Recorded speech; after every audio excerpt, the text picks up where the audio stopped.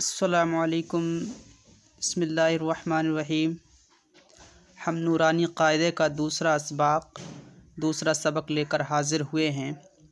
पहला सबक हम पढ़ चुके हैं अलिफ़ बा ता सा, लेकिन अब यहाँ से हम दूसरा सबक पढ़ेंगे जो आपको स्क्रीन पर दिख रहा है, इम्तहान। तो अब हमने जो अलिफ़ बा ता सा पढ़ लिया, उसके बाद हम इसे पढ़ेंगे। तो इसको हम पढ़ेंगे ता, त्वा, सा, सीन, शीन, स्वाद, हा, खा, क़ाफ, ज़ाल, ज़े,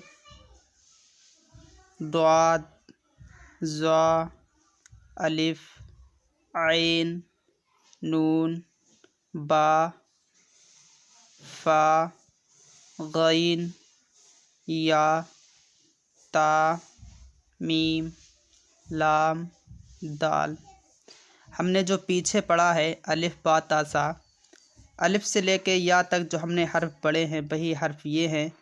फ़र्क सिर्फ़ इतना है, ये तरतीब बाई तरतीब हैं लिखे हुए। यहाँ पे तरतीब के ख़िलाफ़ लिख दिए हैं ताकि समझ में आ जाए। पीछे का सबक पढ़कर आगे का जो पढ़ेंगे तो ये हर्फ जो दिए हैं तो तरतीब के ख़िलाफ़ दिए हैं, लेकिन हर्फ वही हैं। गौर व फ़िक्र करना है। इंशाअल्लाह मैं कोशिश तो कर रहा हूँ आपको फुल समझाने की, लेकिन आप भी मेहनत करें, पीछे के असबाब को देखें। कोई हर्फ समझ में ना आए, पीछे देखें, फिर समझ में आ जाएगा इंशाअल्लाह। उसके बाद ये वाला हम पढ़ेंगे मुरक्कबात में मिले हुए हरूफों की शक्लें। हमने जो ये पढ़े थे ये मुफ़रद हैं। मुफ़रद अकेला हर्फ होता है। मुरक्कब यानी दो मिले हुए हरफ़ों को कहते हैं, जो जुड़ा हुआ होता है उसको मुरक्कब कहते हैं। जैसे कि ये अलिफ़, बा, ता, जीम, दाल, ऐन, फ़ा ये लिखे हैं। तो इसी के जस्ट बराबर में दूसरे नंबर की जो लाइन है, यह भी अलिफ़ दो अलिफ़ लिखे हैं, राइटिंग में लिखकर बता दिए हैं ताकि बच्चा समझ जाए। ऊपर जो है राइटिंग में नहीं है, सादा लिखा है ताकि बच्चा समझे। ऊपर अलिफ़ है तो नीचे भी अलिफ़ ही होगा। जैसे ये लिखा है बा, तो ये भी लिखा है बा।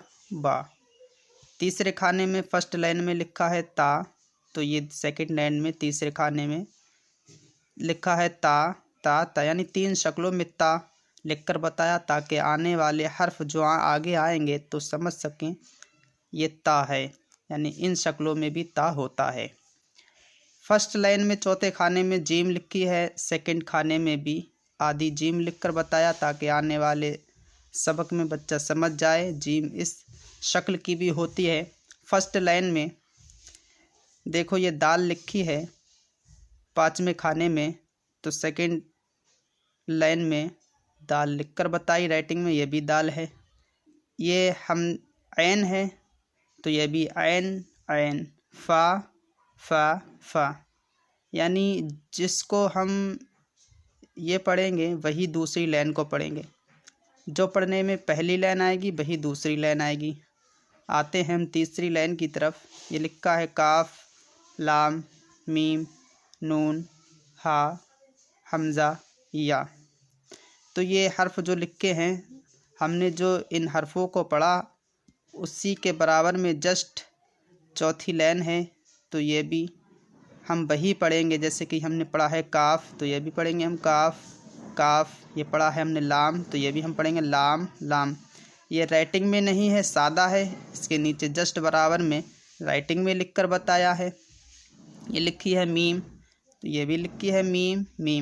ये लिखा है नून, तो इसके नीचे ये भी नून। ऊपर राइटिंग में नहीं है, नीचे राइटिंग में लिखकर बताया है ताकि इसकी शक्लें आपको मालूम हो जाए नून किस तरीके से लिखा जाता है। ये है लिखा है तो इसके बराबर में जस्ट नीचे आइए चौथी लाइन में, तो है तीन शक्लों में आता है, यानी इन शक्लों में भी है लिखा जाता है और समझा जाता है। फिर इसको पढ़ेंगे हमज़ा, तो हम फिर इसके नीचे आ जाएं। हमज़ा, ये दोनों हमज़ा लिखे हुए हैं, हमज़ा। ये लिखा है या, तो ये भी या। इस तरीके से। तो मैं उम्मीद करता हूँ ये सबक आपको समझ में आया होगा। बस आपको ये ज़हन नशीन करना है, जो हम पीछे पढ़ चुके हैं वही ये दोनों सबक हैं, सिर्फ समझने का फ़र्क है। थोड़ा गौर व फ़िक्र करें, इंशाअल्लाह आपको जो है जल्द ही समझ में आ जाएगा। और आपको जो तीसरे सबक की वीडियो हम इंशाअल्लाह आप तक जल्द ही पहुंचाएंगे, ये वाली। हाँ, आपको ये वीडियो जो हमने पहुंचाई है इसको आप याद करें और इसके साथ साथ पीछे का भी सबक याद करें। अगर आपको कोई बात समझ में नहीं आई हो तो कमेंट बॉक्स में लिख सकते हैं, इंशाअल्लाह आप तक जवाब पहुंचा दिया जाएगा और आने वाली वीडियो आप तक इंशाअल्लाह जल्द ही पहुंचाई जाएगी। अस्सलामु अलैकुम।